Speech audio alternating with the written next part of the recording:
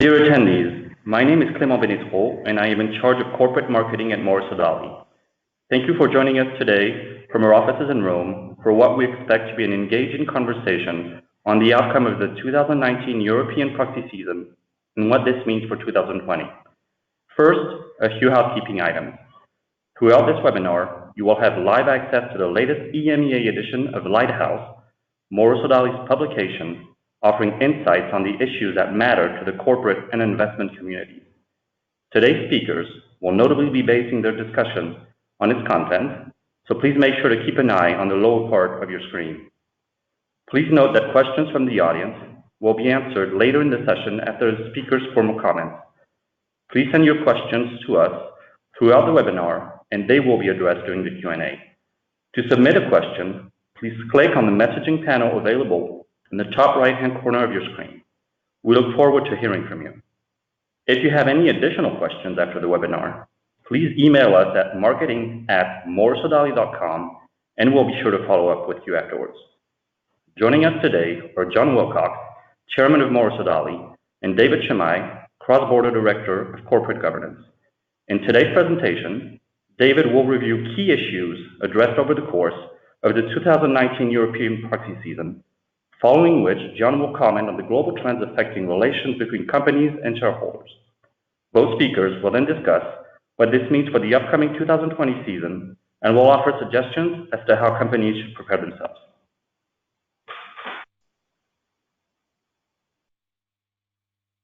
So thank you, Clément. It's a pleasure to be doing this webinar and to talk about these issues. So the publication that we have put together looks at 10 markets in Europe, and it could use the AGM season looking at the voting outcomes and the key trends in each market. But what really is interesting is to be able to, having done that review, to look at overarching trends across the whole of Europe, and indeed to do so also with a sort of forward outlook to see what are the key trends that are going to be affecting companies in the 2020 season. So I wanted to start perhaps first by looking at the main overarching themes. The first one, sort of looming over it all in Europe, is the transposition of the second revised version of the Shareholder Rights Directive in the national legislation, which has happened in some markets and will happen in the coming few months in some other markets. And that, in our view, will put into a sharp focus the issue of remuneration pay. Some markets in Europe will be more used to annual votes on pay and are used to engaging and explaining pay themes to their investors, while others are used to having this discussion more at the board level, with it going to a shareholder vote, not something that was regulated previously. So with the Shareholder Rights Directive drawing a common set of regulations, those markets that will experience change and will have to see for the first time annual and periodical vote of pay, we expect to see a transition in terms of how companies communicate that to the market.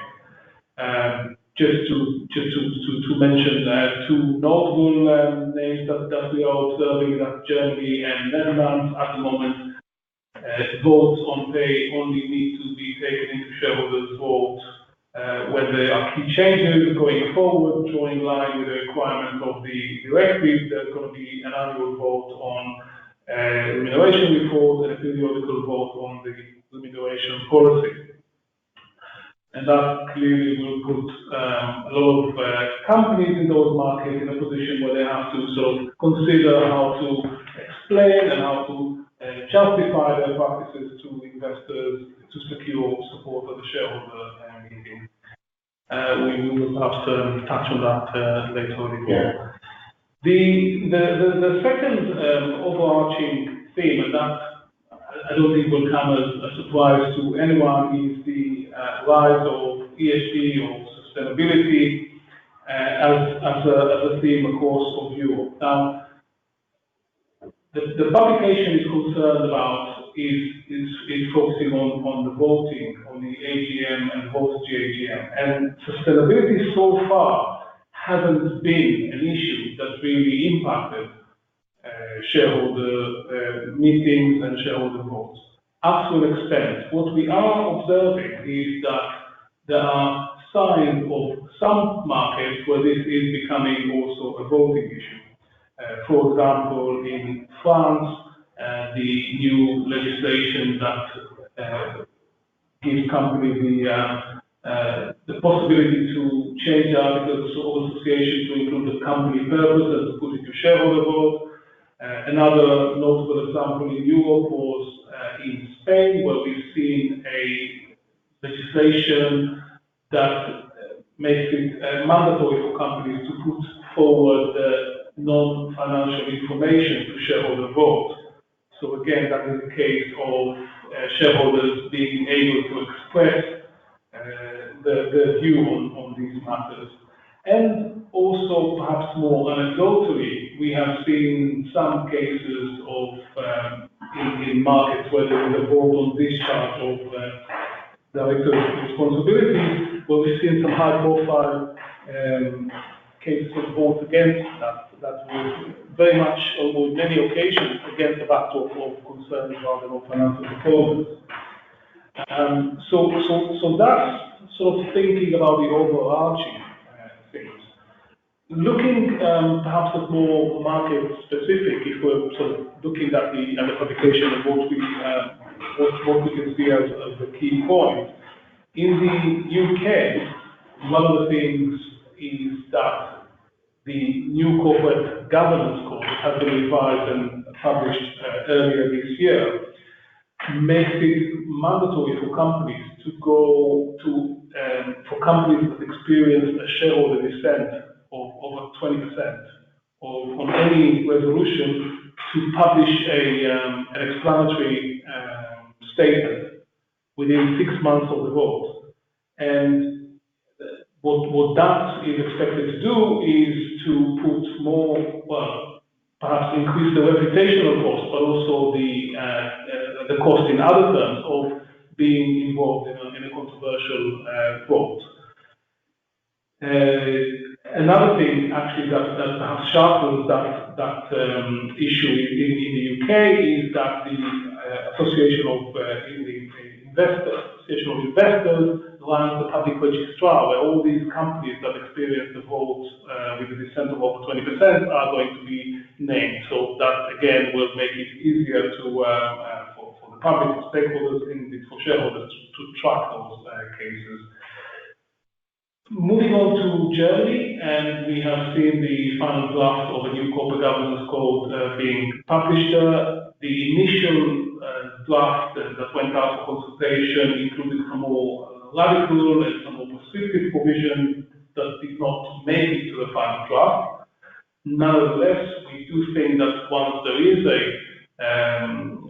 once the code is out there and published, investors will continue to put forward their expectations for certain international standards, for example, on independence of directors or on overboarding, regardless of whether the code, or the national code in that case of Germany, actually includes these provisions. In other words, shareholders will continue to put forward expectations for some level of European or even international standards. In Italy, it's our expectation that there's going to be also a new corporate governance code that will be made public later this year in December. That's another thing to focus on. And in Greece, we've seen Greece was actually interestingly one of the early adopters of the Shareholder Rights Directive. So already this year, we've seen a whole set of remuneration policy being put forward to companies' vote, but perhaps given that it was a case of early adoption, there was a more, perhaps to call it a more relaxed approach toward the vote, and certainly we're expecting to see a greater level of scrutiny by shareholders, by the proxy advisor when it comes to second year of voting on pay. I think that's in terms of reviewing the publication. That is it for now. Okay. Well, you have already touched on quite a few great themes. I have been working on my annual client memo, which we will publish, I hope, in a week or two, that deals with some of these larger topics from a global perspective. So I'm going to review some of those here today with a focus on Europe. But then after I've gone through those, David and I will exchange a few thoughts together on what this means for all of you out there listening to us. As David indicated, there has been over the past 2 to 3 years, but accelerating last year, a focus on ESG, and particularly the E and the S, environmental issues and social issues, the environmental impact of the company and the social impact of the companies, as well as governance. And this has taken various forms, also a discussion of the purpose of the corporation is an initiative which has been highlighted a year ago, actually, in the annual letter to CEOs from BlackRock, Chairman and CEO Larry Fink. And he made a very clear statement that corporate purpose and corporate profits are very closely linked. Sustainability is another term that is used somewhat interchangeably, and so there is an issue of the terminology that's used around these issues being somewhat duplicative and in some cases confusing.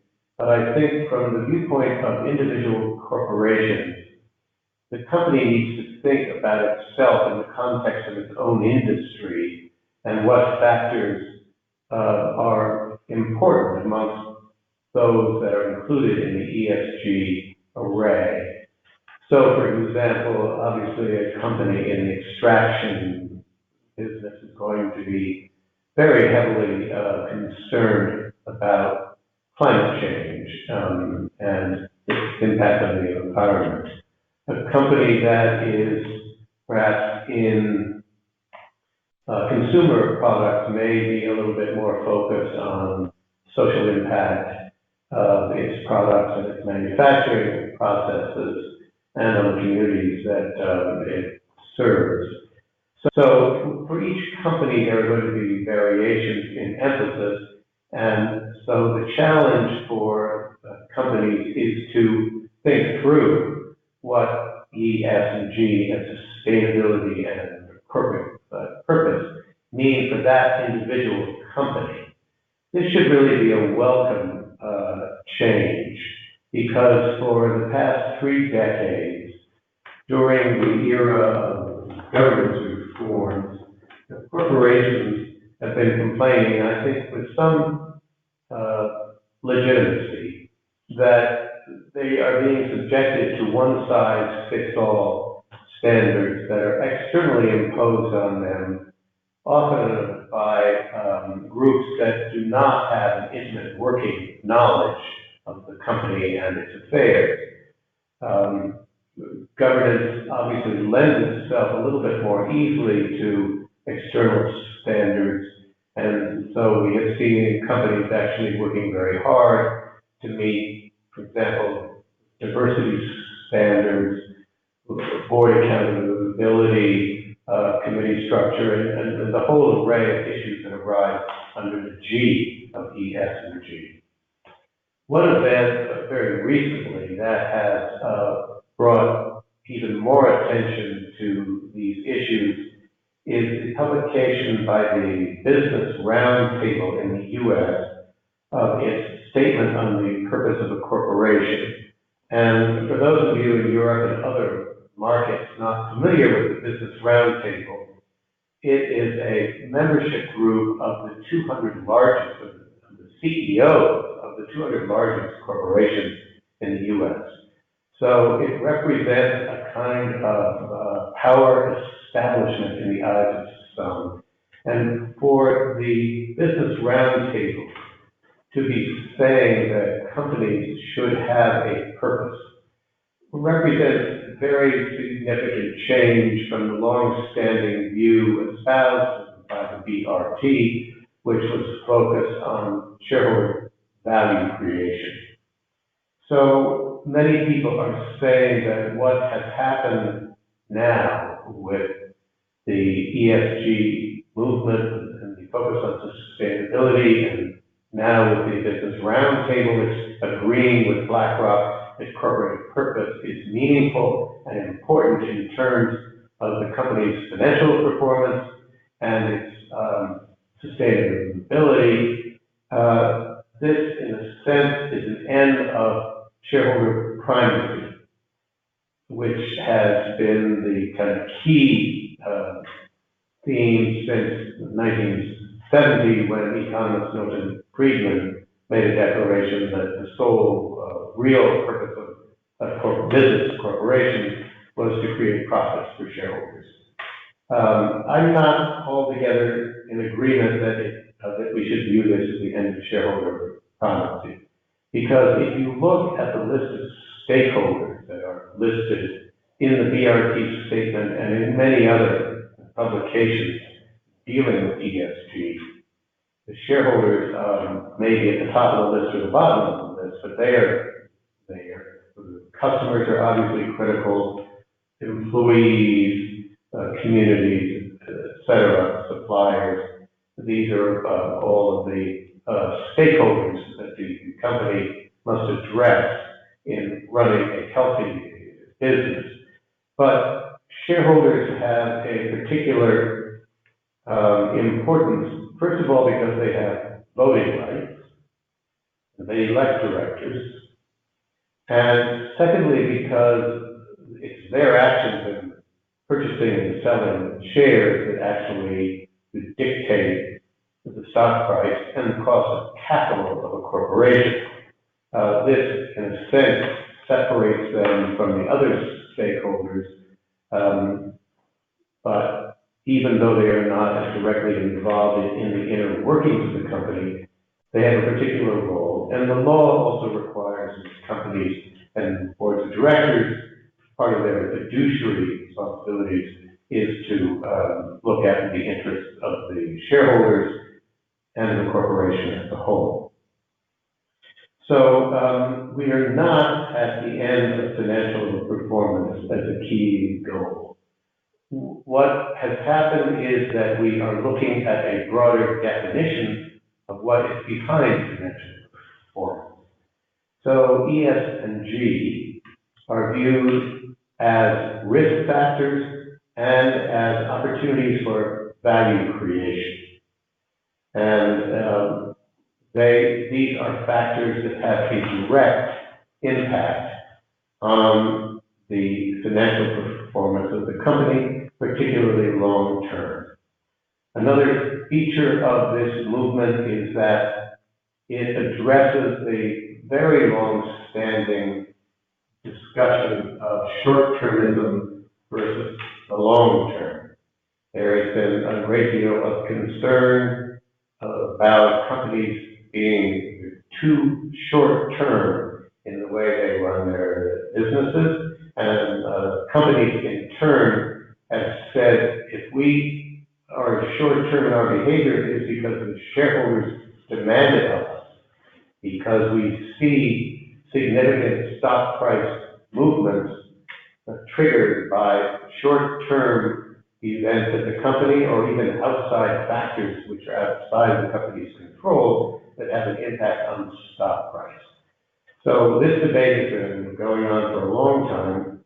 I think ESG puts it into a different context, and it will be easier now for shareholders and companies to agree that these issues are aligned with the ultimate sustainability and good performance of the company.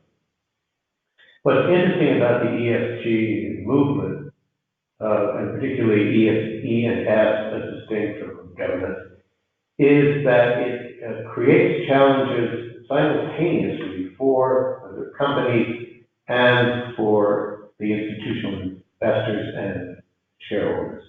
Each has to change their behavior. Each is now subject to different expectations. And that, in a sense, is unusual. It's the first time that I can think of in my 40 plus years of working in this industry where there is a movement that is generally agreed upon both by companies and shareholders, and one which makes challenges of the two sides at the same time. So we will talk a little bit later, David and I together, about the ways in which we think companies should respond. But I'll just say here that one of the other movements that has a lifespan of about a decade is the integrated reporting movement.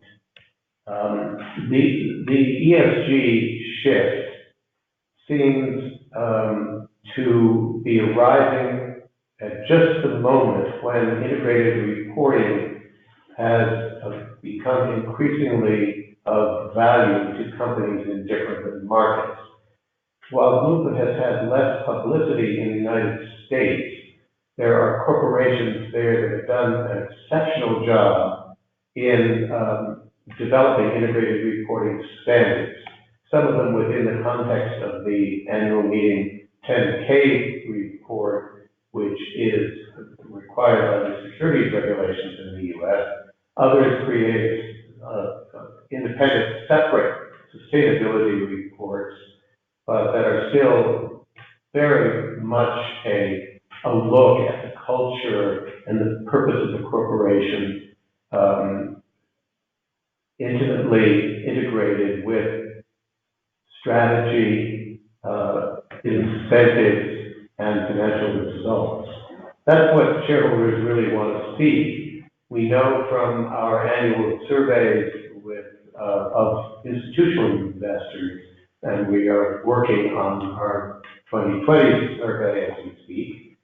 We know that the institutions increasingly are interested in seeing a holistic picture of the company, inner workings, goals, policies, non-financial metrics, as well as financial metrics and financial results.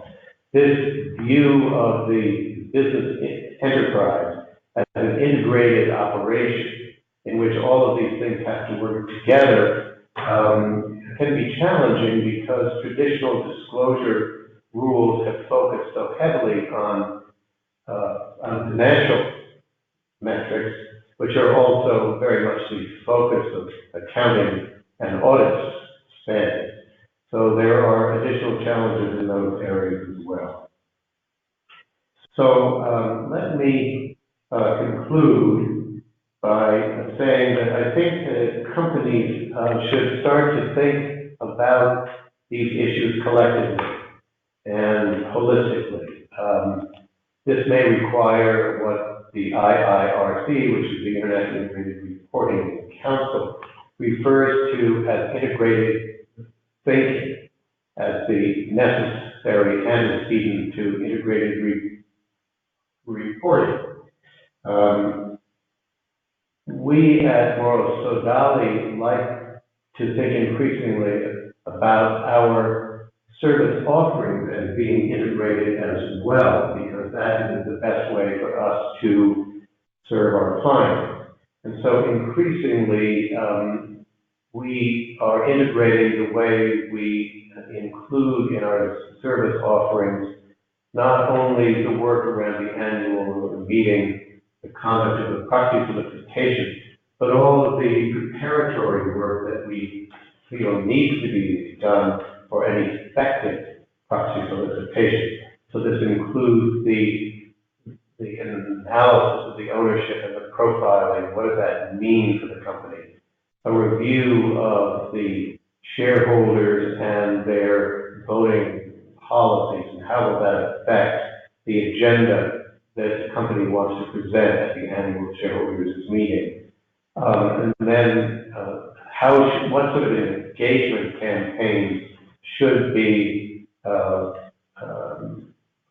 put in place, and who should be involved in them, so as to deal with issues that are likely either to be misunderstood on the agenda of the annual shareholders meeting, or that need further explanation than is possible through standard disclosures in the annual meeting materials.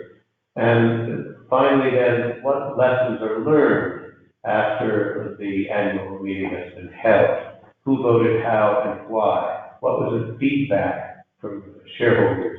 And how should those lessons be taken into account by the directors of the company when they have an impact on the ways in which the directors are themselves perceived by the shareholders? So increasingly, these trends that are having such a heavy impact on companies and on institutions and shareholders generally also have an impact on us at Moral Society. So we, along with you, are trying to figure out how to respond in the most effective way. So, David, we've kind of broken down the topics that we want to talk to together. Let me just remind you also, if you want to submit questions, feel free to do so. We're going to talk about 4 general topics, one of which is the sort of regulatory response globally to the ESG phenomenon. The second one is remuneration, which, as we all know, is the perennial governance issue, and one that is always at the center of the relationship between companies and their shareholders, because shareholders view the company's remuneration policy as a window into not only the boardroom, but into the inner workings and culture of the company. How is this company incentivizing its employees, and what is it incentivizing them to do? So, remuneration. Third, we'll talk a little bit about activism, and then finally we'll talk a little bit about integration, which I just finished talking about in detail. So David, let's start talking about Spain. Spain is the one country so far that has actually passed legislation requiring companies to report information on, or non-financial information. This information has to be ratified by auditors and is subject to a shareholder vote. Is this a good idea? How does this work? What's the real meaning of this? And do we think we're going to get any more legislation? So, absolutely, John. I think it has been the first country, question mark whether there's going to see more. Is it helpful? Probably too early to say. I mean, we had the first round of votes in Spain on companies putting it forward, and we've seen that with the exception of 2 outliers, the votes were overwhelmingly supported by investors. Now, it could be with positive recommendations by the Proxy advisors. I mean, you could take the view that everything is fine, and that's why the votes were so supportive, or you could take the view that actually we're still trying to work our way to understand exactly what that vote means. Is approval of the non-financial information means that shareholders are happy, pleased with the level of performance, or are they simply saying that they have not identified any reasons of concern with the accuracy of the numbers, or what exactly that all means? Possibly too early to tell. I think my own view is that environmental and social issues, non-financial issues, are so often endogenous to individual companies. They are very contextual, they vary from industry to industry. And in fact, one of the positives that I see in the ESG movement is that it allows companies to focus on who they are individually and what they are individually, rather than, as I said earlier, being subject to one size fits all and to try to fit themselves into somebody else's framework. So this is kind of a counterpoint to that approach that we've had for so long in the governance area.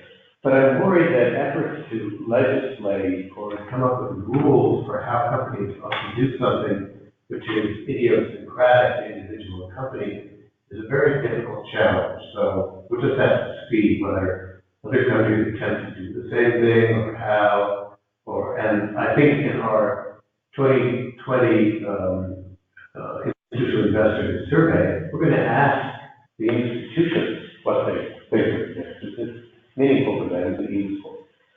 So let's look now at France, at the Loi Pact, which says the companies should be managed as stakeholders as well as shareholders. It asks companies to adopt a corporate purpose, essentially in their bylaws, and potentially subject that to a vote. How's that going to work? Again, that's quite a fascinating one, because we talked about the debate as it evolves in the US and the statements from the VRP, and here we have a market in Europe which actually implemented that in the form of legislation. So you think, that's going to be a way of sort of testing how things are evolving.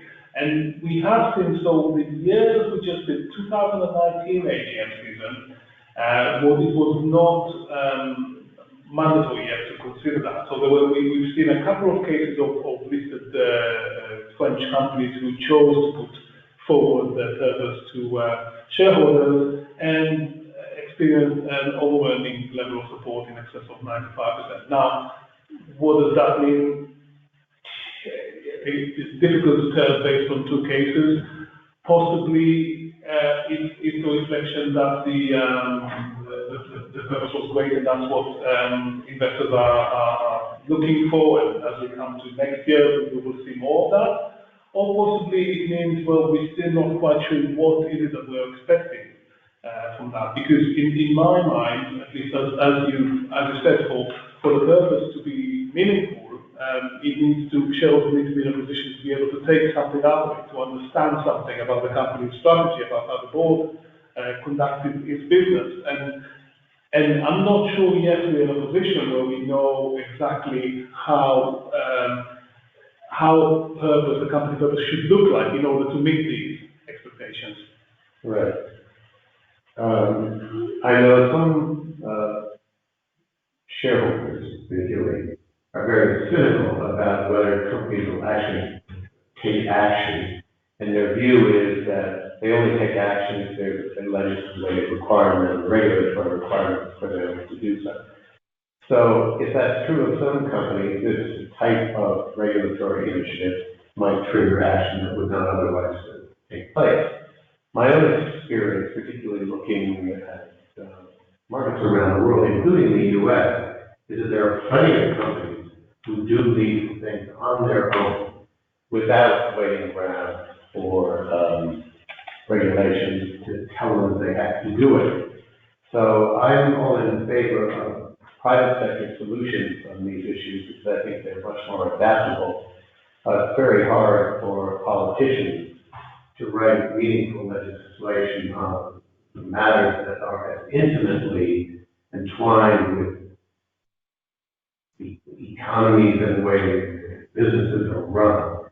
I think it's too much to ask politicians to do that well.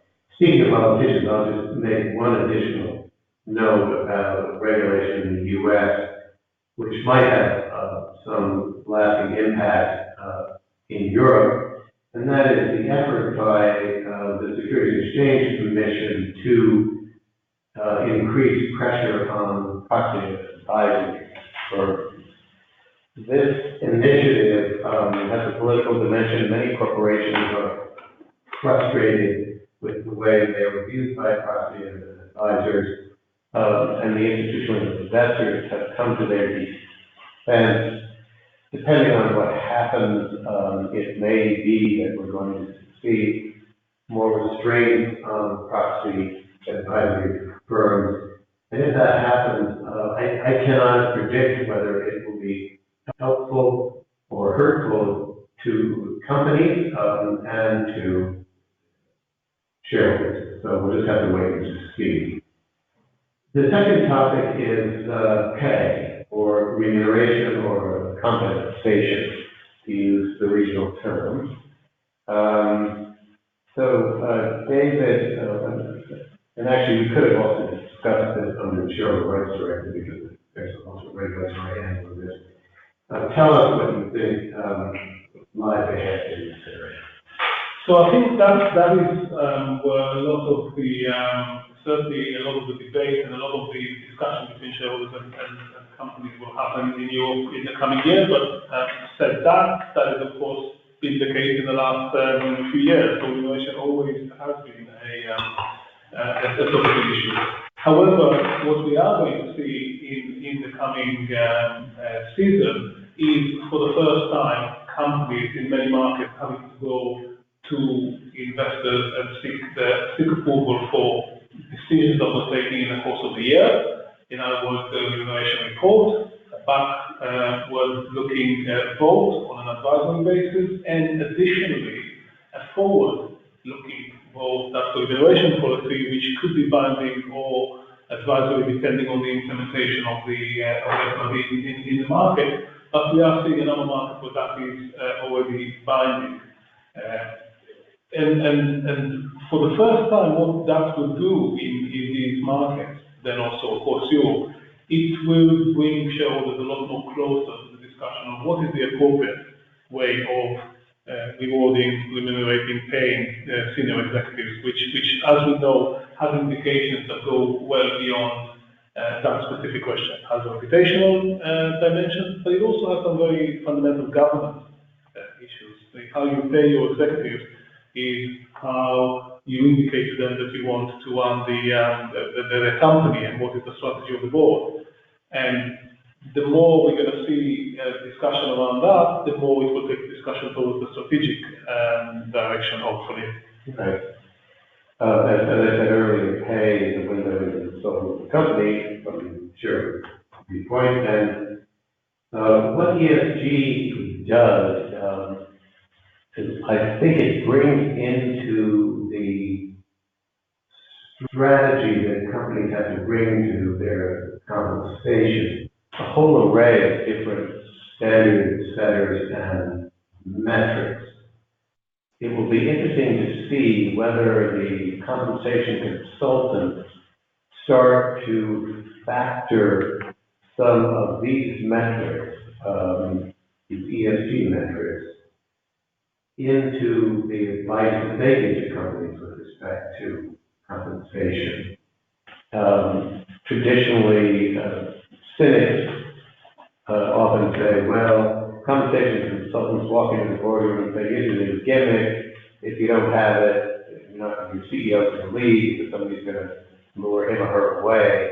I think the whole process becomes much more subtle and more complicated and actually more company focused if you're looking at stakeholders and trying to come up with a compensation scheme that reflects how your strategy is taking all of these different elements into account. So I think companies should welcome this, assuming that they are willing to do the extra work of thinking about compensation in terms of their financial goals and their purpose as well. So we'll see how companies rise to this challenge. And ultimately, this becomes a G issue because it's really up to the board of directors to oversee how compensation works. And so the challenge is placed on the board to make sure that a compensation scheme is, in fact, a clear window into the inner workings of the company and its strategy and its goals and its purpose. So, activism. Okay, let me start with one comment. One very interesting question I have about activism in the ESG era. And that is whether the focus on ESG will increase activism or whether it will reduce it. The argument being that ESG issues add more fodder to, or more issues to the agenda that activists can use to challenge companies. The counter view is that companies who are responsive to the ESG challenge will engage more deeply and more thoroughly and more often, perhaps, with their shareholders, thereby establishing stronger relationships that make them less vulnerable to activism, and also that corporate reporting will be more detailed and clearer, thereby eliminating that type of activism that results from ambiguities in corporate reporting, ambiguities that arguably create misunderstandings about the company and allow activists to think that there are underperforming assets or a misplaced strategy or some other problem that would make that company an appropriate target for activism. So, David, what do you think? It's fascinating actually, because as you say, John, the ESG opens the door a little bit further for the activists, but surely activists can only walk through that door if there is a fundamental disconnect between evaluation and the pricing of a company. Or at least we talk about here a genuine activist that is about exploiting or using that sort of disconnected pricing, not some short-term or transient activism. That activism that can communicate their story to long-term investors in order to secure the support of long-term investors. After all, activists only hold a very small stake in the company, so they need with a few exceptions. There is a kind of private equity version of activism in which owners of very large positions want to basically take companies out of the public market so they can reshape them. But that's a smaller proportion. For those activists who do need the support of long-term investors, who do need to therefore build a story that includes, we will try to make themselves more attractive by including perhaps an ESG theme into it. Still, I would think that there needs to be a fundamental disconnect between pricing and evaluation for that to work. The other 2 points I would make about activism is that we've seen a real shift in tactics with a growing focus on M&A situations or transactions where activists really act as spoilers. And this is very much like the old role played by arbitrageurs in the takeover era, trying to get price increases or offer an alternative that would create greater value for your shareholders. This phenomenon in recent years has been labeled arbitrage. Not a very attractive word, but it still is kind of a spoiler's approach. And the other thing I would say is that we need to include increasingly in our thinking about activism the subject of active owners. We have seen situations where some of the largest institutions have openly expressed opposition to transactions, or we have seen in engagement, private engagement, large institutions actually being quite aggressive in their private dealings with companies for changes in policy or strategy. So that's behind the scenes. It doesn't manifest itself in a proxy fight or some more public activity, but it's very important and increasingly so.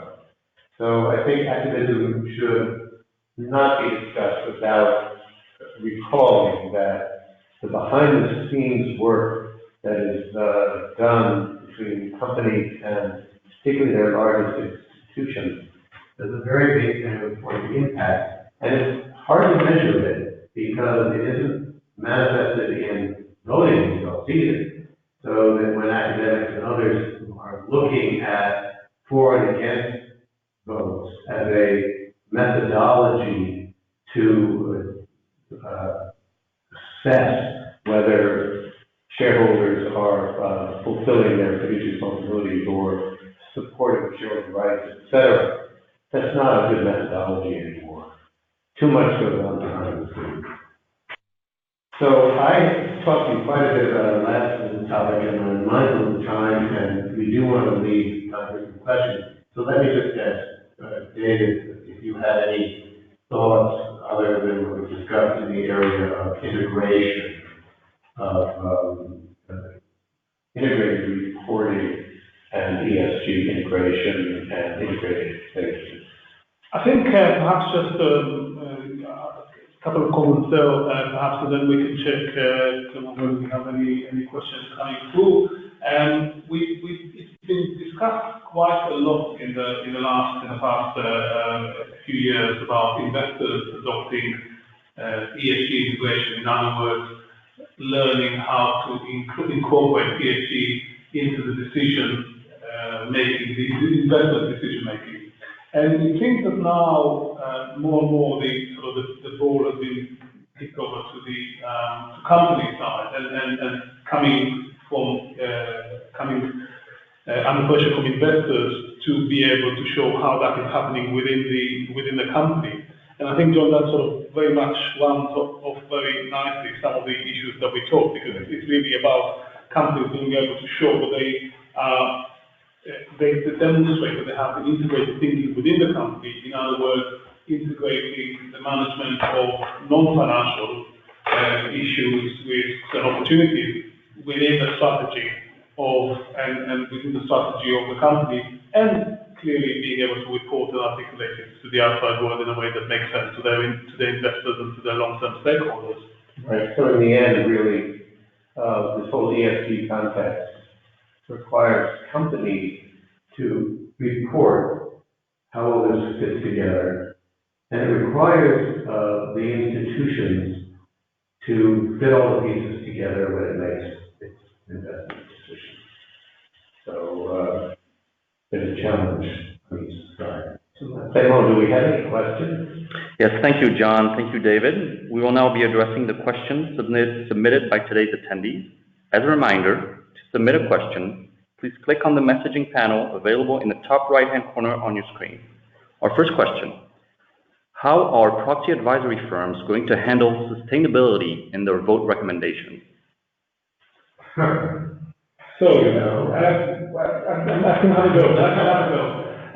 We certainly have seen the proxy advisory firms equipping themselves with the knowledge and know-how and research capabilities, whether in-house or by acquisitions, on analyzing issues to do with ESG. Now, so far, as I said, with some notable exceptions, we mentioned Spain, we mentioned France, there's no clear outlet to ESG issues in a vote. We are seeing some potential directions. One is personal vote on directors. So for investors who are feeling unhappy or they feel the performance of the board or individual directors falling short of expectations, that can express itself in a negative vote on the re-election of the director. And clearly for Proxy advisors, it would be important to be able to back that with research and with clear recommendations. So I think that is a possible one possible direction. I guess I would just ask a question, and that is, I wonder whether proxy advisory firms are going to start grading statements of corporate purpose, A, B, C, D, E, or F, and I wonder how they would do that. But I won't speculate. Any other questions? Our next question: remuneration reports are already long and complicated. Is ESG going to make things worse? Well, hopefully not. Hopefully, I think for those companies who will be able to demonstrate genuinely that they are incorporating ESG as part of the value creation story of the company and communicating with shareholders, then it just becomes another component of the remuneration disclosure.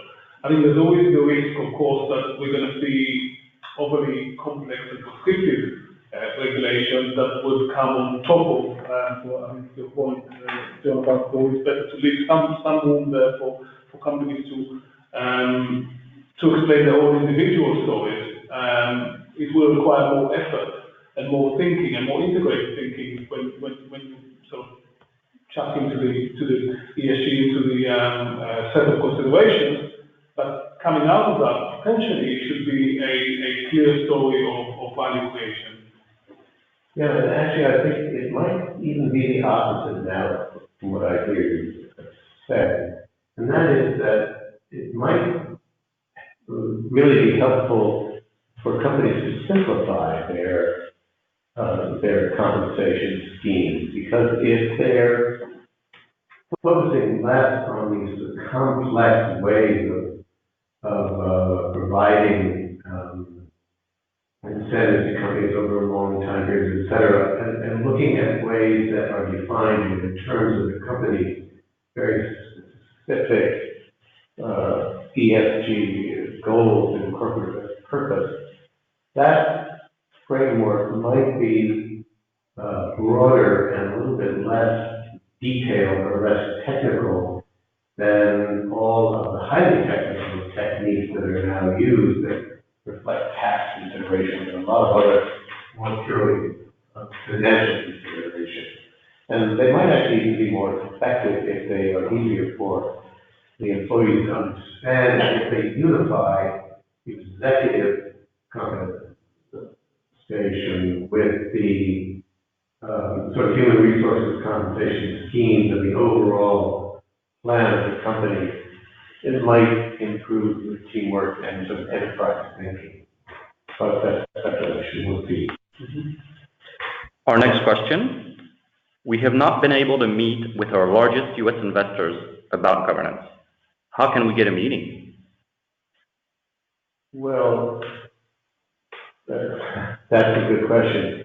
A few years ago, when I interviewed BlackRock for a client memo, Michelle Atkins made a private stream statement.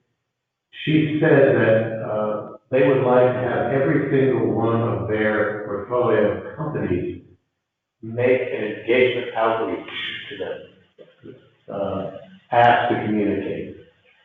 Obviously, they were not going to communicate with all of their, I don't know how many thousands of corporations they have, but she felt that initiative was important, and they would then select those that they felt the need to meet with.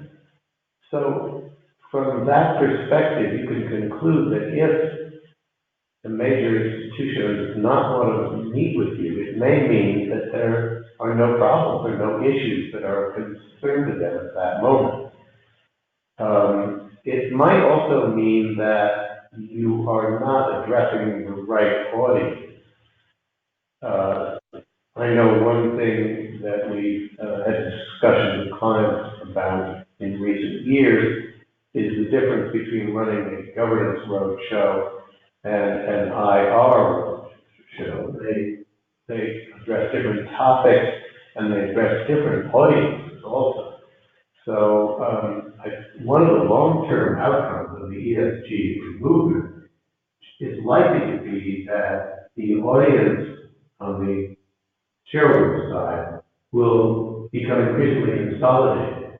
And if the analysts and the portfolio managers do what Larry Fink and others have been told that they need to do, and that is to bring these intangible, the non-financial performance issues into their investment choice and decision making, then there will be a single audience, and issues of governance and ESG will be right up there in the agenda with the financial topics that have been around for so much longer. I think perhaps just to add on a practical note, with investors now, because of the stewardship obligations that they have on reporting, etc., they put a lot of information out there, policies, but a lot more than voting policies, information about how they integrate ESG, etc., etc. And I think what that has done is also from the perspective of managing the resources, as John mentioned, and what is feasible within that, is to put the other small companies to do a lot of work in advance to understand exactly the agenda of that particular investor shareholder you would like to reach out, to understand what are the topics that are important to them at that particular time, the way to approach, the way to engage. So some of these practical issues, even just the question of timing, when to do that around the year, is really becoming more and more critical given the increasing volume of engagement. Thank you. A final question regarding investor engagement, which is a topic you've just addressed. In our IR roadshows, we don't get any questions about governance, climate change, or pay. Why? Are investors really interested? Well, I think we answered that question. Really, that sounds as if the questions were being asked to an audience of traditional financial analysts and portfolio managers who haven't yet started to integrate these factors into their thinking and evaluation of the company. I think that will change. Companies, in a way, through their corporate reporting and disclosures, can have a very, very big impact on what their audience wants to know about them and the kinds of questions that they will be asked. So it's a little bit of a chicken and egg. For a decade, particularly in the governance movement, the initiative came largely from outside the company, best practice standards of the imposition of shareholder rights and the clarification of the role of board of directors and so forth. But this is different now. This is something where the change is going to come from within the companies. And I think that the community of shareholders and institutions will have to rethink how they look at companies, and they will have to be responsive to the changing ways in which the companies are telling their story. I think perhaps just to add something to that, clearly you're going to be inviting your largest shareholders to these IR share roadshows. Perhaps it's the time to also consider targeting some of the shareholders that at the moment are not among the largest ones, but you know, based on their profile, based on research that you've done them, that they are the ones who are likely to be very interested to listen to this sort of long-term story with an ESG component in it. And perhaps, that will help spread the extent that the company does have some positive things to communicate in these areas of ESG and climate change or whatever that issue may be. So that's perhaps something else to consider. Well, our hour is up, so we are grateful to the participants who have listened in. We hope we answered your questions and gave you some thoughts to help you as you look ahead to 2020. Thanks again to our speakers. Thanks again to all for attending today's webinar. As a reminder, if you have any additional questions, please email us at marketing@morsodai.com. Please also visit our website, morsodai.com, for access to all our insights and content. We look forward to welcoming you to our next webinar. Thank you.